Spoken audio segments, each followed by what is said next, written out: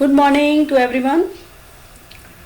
आज की वीडियो में हम मैक्रो इकोनॉमिक्स का second unit money and banking इसका अध्ययन करेंगे। इसका फर्स्ट पार्ट है money, that is called in Hindi मुद्रा। Money is the commonly accepted medium of exchange. मुद्रा जो है विनिमय के माध्यम के रूप में सामान्य रूप से स्वीकार की जाती है।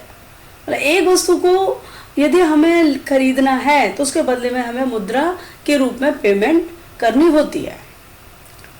डियर स्टूडेंट्स, ये मनी का इन्वेंशन तो बाद में हुआ। आप ये सोचेंगे इससे पहले क्या सिस्टम था? बार्टर सिस्टम, वस्तु विनिमय प्रणाली। वस्तु विनिमय प्रणाली का तात्पर्य कि अगर एक वस्तु को खरीदना होता था तो उसके बदले में दूसरी वस्तु देनी होती थी। Before the invention of money, the trade was carried out according to the barter system of exchange. मुद्रा के इन्वेंशन आविष्कार से पहले पूरा व्यापार चलता था according to the barter system of exchange. वस्तु विनिमय प्रणाली के माध्यम से ही पूरा व्यापार किया जाता था। Barter system of exchange refers to exchange of goods for goods. वस्तुओं का विनिमय मतलब वस्तुओं का विनिमय वस्तुओं से किया जाना। एक वस्तु अगर परचेज करनी है तो उसके बदले में दूसरी वस्तु देनी होती थी। For example, when a farmer gives wheat and gets clothes from the weaver in return is known as barter exchange. For example, उदाहरण के लिए जब कोई एक किसान गेहूं देता तो उसे बदले में जो लाहे से कपड़े प्राप्त करता था, इसी को हम वस्तु विनिमय प्रणाली कहते हैं।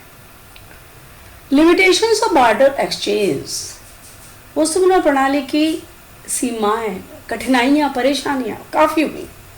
जैसे first one is lack of double coincidence of wants, आवश्यकताओं के दोहरे संयोग का अभाव। कहने का तात्पर्य यह है कि when both buyer and sellers are ready to exchange each others goods, it's very rare कि जब वो दोनों ही क्रेता और विक्रेता एक दूसरे की वस्तुओं को एक्सचेंज करने के लिए तैयार हैं। जैसे मान लीजिए एक व्यक्ति मार्केट में चावल खरीदने के लिए जाता है और उसके पास गेहूं है, तो उसे एक ऐसे व्यक्ति का चयन करना होगा जो चावल देने के लिए राजी हो और गेहूं के बदले में, मतलब गेहूं वो स्वयं ले ले और उसके बदले में वो चावल देने के लिए राजी हो। इट्स वेरी रेयर, लेकिन ऐसा संयोग मिलना बहुत मुश्किल होता था। Second one is lack of common measure of value, मूल्य की सामान्य इकाई का अभाव। In barter system all items are not of equal value. जब वस्तु विनिमय प्रणाली थी तो जरूरी तो नहीं है ना कि सारे ही आइटम समान वैल्यू के हों, एक जैसी कीमत हो, क्योंकि no common measure of value of goods and services. जो वस्तुएं थी, सेवाएं थी, उनके वैल्यू का कोई कॉमन मेजर, कोई सामान्य मापक नहीं था कि जो मेजरमेंट कर सके कि इसकी क्या वैल्यू है। जैसे सपोज अगर एक पेन के एक व्यक्ति के पास पेन है और दूसरे व्यक्ति के पास गोल्ड है, तो वो कैसे डिसाइड करे कि कितने पेन के बदले में कितना गोल्ड लेगा? तो ये सामान्य इकाई का, इसके कारण भी बार्टर सिस्टम की बहुत मुश्किलें आ रही थी। Third one is lack of standard of deferred payment, स्थगित भुगतानों का अभाव। Contracts involving future payments can not take place. ऐसे कॉन्ट्रैक्ट्स जहां ये हो कि भाई हम भविष्य में पेमेंट कर देंगे, तो ये भी वस्तु विनिमय प्रणाली के अंतर्गत पॉसिबल नहीं था। क्यों? क्योंकि not able to arrange goods of the same quality at the time of repayment. जरूरी नहीं है कि आज अगर आपने चावल उधार लिए हैं और आप ये कहेंगे कि मैं 6 महीने बाद वापस कर दूंगा, तो not able to arrange goods of the same quality की आइटम उस समय अरेंज करना मुश्किल था। Not able at the time of repayment के टाइम पर जब 3 महीने बाद या 6 महीने बाद चावल देने का टाइम आया, तो ये जरूरी नहीं था कि वो उसी क्वालिटी के चावल आपके पास उपलब्ध हों। Second one is the item में लूज और gain it's value at that time. Item उस समय जब वो आइटम की रिपेमेंट करनी है 6 महीने बाद, तो हो सकता है उसकी वैल्यू, उस आइटम की वैल्यू बढ़ भी सकती है या कम भी हो सकती है। तो वस्तु विनिमय प्रणाली में ये भी एक बहुत बड़ी मुश्किल का सामना करना पड़ रहा था। Fourth one is lack of store of value, मूल्य संचय की कमी। स्टोर नहीं कर सकते। It was difficult to store wealth for future use. भविष्य के यूज के लिए संपत्ति को स्टोर करना भी बहुत मुश्किल था जब वस्तु विनिमय प्रणाली के समय पर, बार्टर सिस्टम के टाइम पर। क्यों? क्योंकि most of the goods like wheat, vegetables do not budget durability. क्योंकि कई सारे आइटम जैसे गेहूं है, सब्जियां हैं, फल हैं, इनकी ड्यूरेबिलिटी ही नहीं थी, ये लंबे समय तक रह ही नहीं सकते थे। तो कैसे आप फ्यूचर के लिए इनको इसको स्टोर कर सकते थे?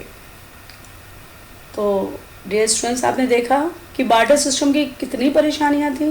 तो with so many difficulties barter system could not continue for a long time and was replaced by money. इतनी सारी परेशानियों की वजह से जो हमारा वस्तु विनिमय प्रणाली थी वो बहुत लंबे समय तक नहीं रह पाई and was replace by money, और मनी के द्वारा उसका रिप्लेसमेंट किया गया। अब मनी क्या है? Anything which is generally accepted as a medium of exchange, measure of value, store of value and means for standard of deferred payment. एक ऐसा आइटम जिसको सामान्य रूप से स्वीकार कर लिया जाता है as a medium of exchange, विनिमय के माध्यम के रूप में, मेजर ऑफ वैल्यू, मूल्य के मापक के रूप में, स्टोर ऑफ वैल्यू, मूल्य के संचय के रूप में, and means for standard of deferred payment. और जो फ्यूचर की पेमेंट है उसका भी एक महत्वपूर्ण साधन के रूप में इसका अध्ययन किया जाता है। कहने का तात्पर्य यह है कि मनी वो चीज़ है जो जिसके माध्यम से आप वस्तु का विनिमय कर सकते हैं। कोई भी आइटम की परचेजिंग करनी है, आप पैसा दीजिए, उस आइटम को खरीद लीजिए। मूल्य का मापक, हर आइटम के मूल्य को भी आप मेजरमेंट भी मनी के माध्यम से कर सकते हैं। स्टोर ऑफ वैल्यू उसको संचय भी कर सकते हैं, उसमें ड्यूरेबिलिटी या नॉन ड्यूरेबिलिटी का सवाल ही नहीं उठता। और जो for standard deferred payment, future की जो पेमेंट करनी है उसको भी मनी की सहायता से इजीली पेमेंट की जा सकती है। अब हम आगे देखेंगे कि फंक्शंस ऑफ मनी के फंक्शंस क्या है। कई बार पूछा जाता है इंपॉर्टेंस क्या है, क्वालिटीज़ क्या हैं, तो इन सभी में यही आएगा। नंबर 1, मीडियम ऑफ एक्सचेंज, विनिमय का माध्यम। It means that it can be use to make payments for all transactions of goods and services. जो मनी, जो मुद्रा, वो विनिमय का बहुत अच्छा माध्यम है। आप किसी भी वैल्यू की आइटम्स, गुड्स एंड सर्विसेज, वस्तुएं खरीदें या सेवाएं खरीदें, सभी के ट्रांजैक्शन के लिए, सभी के लेन देन के लिए मनी के माध्यम से आप इजीली पेमेंट कर सकते हैं। अगर छोटी वस्तु है तो उसकी कम कीमत देनी होगी। As money has remove the major difficulty of lack of double coincidence of wants, क्योंकि मनी ने, पैसे ने तो ये दोहरे आवश्यकता के दोहरे संयोग का अभाव, इस बहुत बड़ी परेशानी को दूर कर दिया। अब ये ज़रूरी नहीं है कि चावल के बदले में आपको एक ऐसा व्यक्ति चाहिए कि जो आपके पास गेहूँ है, कि जो जिसको आपके गेहूं की आवश्यकता हो और जो बदले में आपको चावल दे सके। नहीं, आपको चावल चाहिए, आप पैसा खर्च करिए और चावल खरीदिए। Second one is it commands power to purchase item to satisfy the human wants. ये इट कमांड्स पावर, ये शक्ति प्रदान करता है, ये आपको परचेजिंग पावर क्रिएट करता है। मनुष्यों की आवश्यकताओं को संतुष्ट करने के लिए आपको जिस आइटम को चाहिए वही परचेज करिए इस पैसे की सहायता से। Second one is major of value, मूल्य का मापा। It helps in calculating relative prices of goods and services.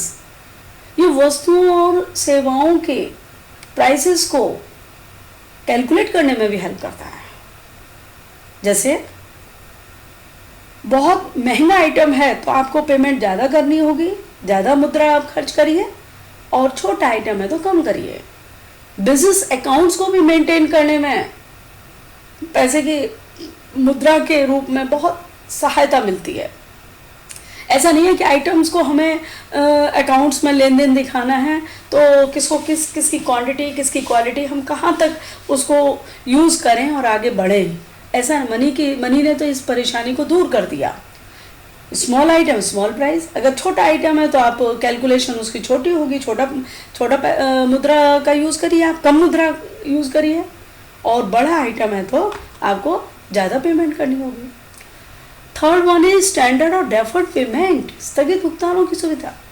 Future की जो पेमेंट करनी है आप इजीली मनी के हेल्प से कर सकते हैं, चाहे कितने भी टाइम का गैप देने के बाद आपको पेमेंट करनी पड़े, किसी तरीके की कोई प्रॉब्लम नहीं आएगी। It acts as a standard of payments which are to be made in future. ये उस पेमेंट के लिए बड़े यूजफुल है, लाभदायक है, जो फ्यूचर में करनी है। इसमें खराब होने का डर नहीं है मनी का, आप कब कितने भी साल बाद कितने भी महीनों बाद पेमेंट कर सकते हैं according to conditions. Second one is it has simplified the borrowing and lending operations. इसने इस पैसे ने उधार लेने और उधार देने इन दोनों ही गतिविधियों को बहुत आसान कर दिया है। पैसे के माध्यम से आप बोरोइंग एंड लैंडिंग एक्टिविटीज़ को इजीली ऑपरेट कर सकते हैं। Fourth is store of value, मूल्य का संचय। It is a way to store wealth, बहुत आसान तरीका है मनी की सहायता से संपत्ति को स्टोर करना, संचय करना। क्योंकि आइटम्स को आप गुड्स को कैसे संचय करेंगे, पैसे को तो आप कितने भी साल तक कहीं भी बैंक में या किसी और फाइनेंशियल इंस्टीट्यूशंस में जहाँ भी आपको अच्छे से अच्छी इंटरेस्ट मिले आप वहाँ स्टोर कर सकते हैं। Second one is it can be use to transfer purchasing power from present to future. और इस पैसे का ही यूज़ कर सकते हैं आप, क्या आप वर्तमान की जगह अपनी परचेजिंग पावर को ट्रांसफ़र फ्यूचर में भी कर सकते हैं।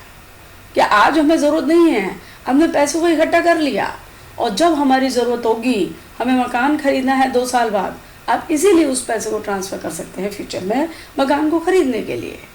तो पैसे का यूज़ हम इस तरीके से भी कर सकते हैं। तो देखिए डियर स्टूडेंट्स कि मनी की कितनी वैल्यू है। पहले देखा कितना परेशान हुआ करते थे जब हमारे यहाँ केवल वस्तु विनिमय प्रणाली थी।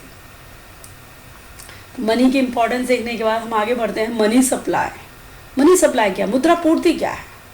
ये कई बार 1 नंबर या 2 नंबर के क्वेश्चन में पूछ लिया जाता है। Total volume of money held by the public at a particular point of time in an economy. मुद्रा पूर्ति एक अर्थव्यवस्था में किसी निश्चित समय पर पब्लिक के पास जो पैसा है, पैसा का जो पूरा मात्रा है, दैट इज मनी सप्लाई। एक निश्चित समय पर पब्लिक के पास, जनता के पास जो उसने पैसा इकट्ठा किया हुआ है, दैट इज मनी सप्लाई। और हमारे सिलेबस में M1 है, जैसे M1, M2, M3, M4 तक है, लेकिन M1 हमने पढ़ना है। तो money supply, currency and coins with public. एक तो पब्लिक के पास, जनता के पास, ये भी 1 नंबर के क्वेश्चन में कई बार आया हुआ है कि जनता के पास जो करेंसी है, सिक्के हैं, प्लस डिमांड डिपॉजिट्स और कॉमर्शियल बैंक्स, कॉमर्शियल बैंक के डिमांड डिपॉजिट्स और and plus other deposit with RBI. और आरबीआई के पास reserve bank of India, that is central bank of India, जो इंडिया की केंद्रीय बैंक है, उसके पास जो दूसरे डिपॉजिट्स हैं वो भी इसी के अंतर्गत आते हैं। तो ये हमारी सारी मुद्रा पूर्ति है। Dear students, thank you. Video आपको मेरे पॉइंट ऑफ व्यू से बिल्कुल क्लियर हो गई होगी। अगर कोई डाउट है तो प्लीज़ कमेंट बॉक्स में आप मुझसे पूछ सकते हैं। ओके।